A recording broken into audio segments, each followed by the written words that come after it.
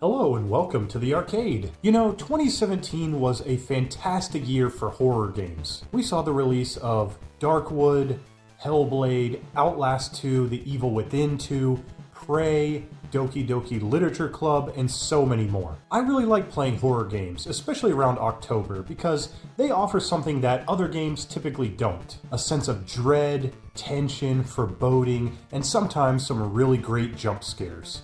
And in my opinion, the best horror game from 2017 was Little Nightmares. So to kick off the spooky season, I'd like to tell you about one of my new favorite horror games and why it's so special. Little Nightmares is a 2.5D horror puzzle platformer developed by Tarsier Studios and released in 2017. The gameplay has been described by the developers as a hide-and-seek game rather than a typical action platformer due to the fact that you don't have any weapons or ways of defending yourself. You use hiding spots like drain pipes, undersides of tables and chairs, shadows, and other things to stay out of reach of the enemies that come after you in the game. It's a relatively unique game that still shares a bit in common with games like Limbo and Inside, albeit providing its own unique story, setting, mechanics, and overall presentation. Now, when you first boot up the game, you aren't really presented with a whole lot. You just immediately get dropped into this world with no explanation of what's going on, what your objectives are, or even what the controls are. And that sense of leaving things unexplained carries into the story of the game in a big way. There are so many different elements to this game, and virtually none of them are outright explained, which leaves almost all of the storyline up to interpretation, which is a really cool thing, especially for a game this short. To be able to accomplish something like that in just about 3 hours is really cool. Now, I will admit that when I first started this game and tried it out, I only played the first 10 minutes before deciding it just wasn't for me. It just felt too slow to start and a little unoriginal. I felt like I'd already seen this style and the slug enemies in games like Limbo and Inside, so I wasn't really hooked. But this time, once I got to the end of the first chapter of Little Nightmares, man, I was hooked. I just couldn't put it down. I'd describe the game like this.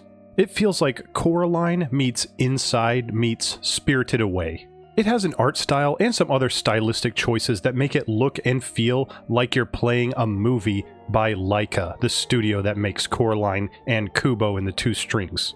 It has some gameplay and story elements that feel like Limbo and Inside. And it has themes and other storytelling components that feel like a classic Studio Ghibli film, albeit much darker. So what makes a game like Little Nightmares so special? It's not just what it shows you, it's what it leaves in the dark. Little Nightmares has virtually no direct storytelling or even any true dialogue to indicate to the player what the story is or is supposed to mean. This, in my opinion, is a great choice, especially for this type of game that has so many powerful themes represented in the environments and characters of the game. There are plenty of visual clues to help you piece together what the story really is, like the Maw, the boat that the game takes place on, and the lady of the house who is supposedly orchestrating everything that happens in the game. There's also the very distinct enemies like the janitor and the chefs, which are so artistically distinct.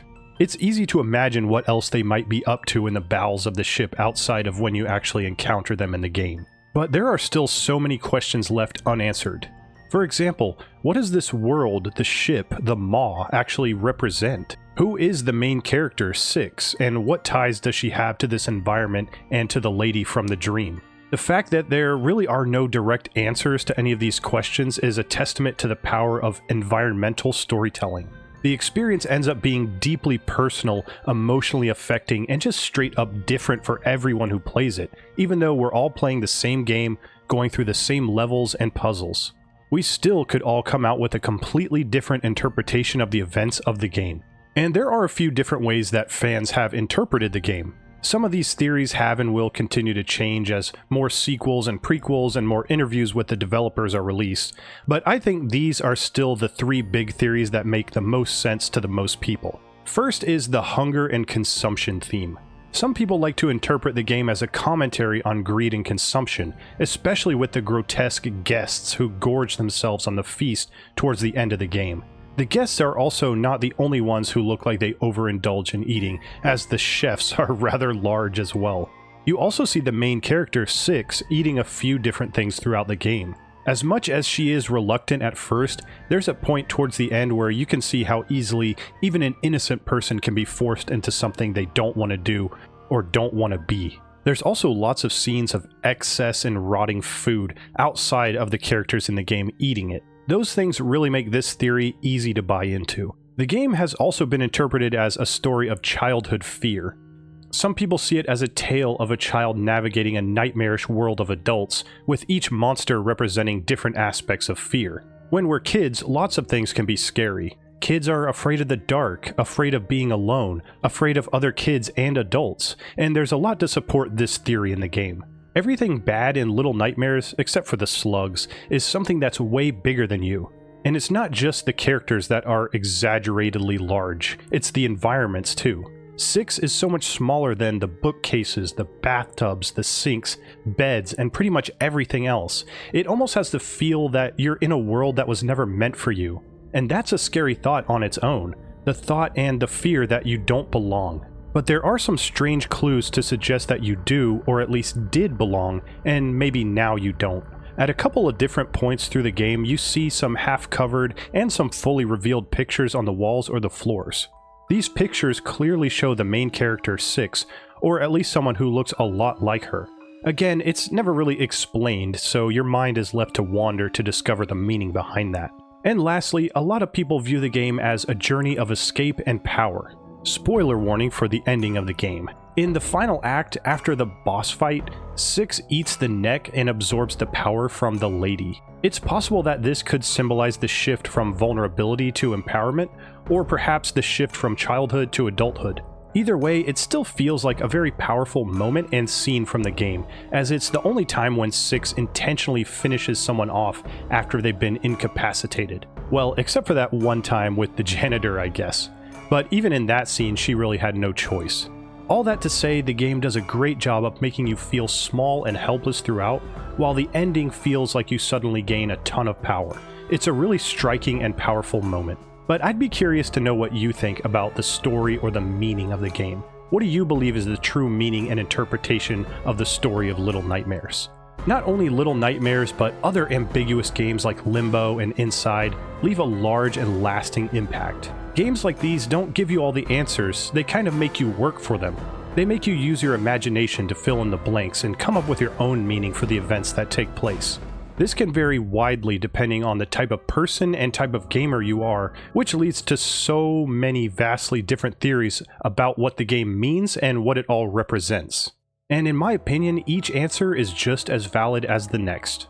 Limbo, Inside, and Little Nightmares, despite the lack of direct storytelling, tend to be some of the most emotionally resonant games out there. And a lot of that definitely has to do with how much of yourself you're allowed to put into the game, whether that's in figuring out what it all means, or connecting with the themes of the game because you can relate to it in some way. It's a really special type of game that affects your emotions so much without ever saying a word. And what I see Little Nightmares as is a coming-of-age story, in a setting of neglect and abuse. I'm reminded a lot of Jack Stauber's Opal by some of the imagery and atmosphere of this game. In the beginning of the game, you feel small, helpless, and lost.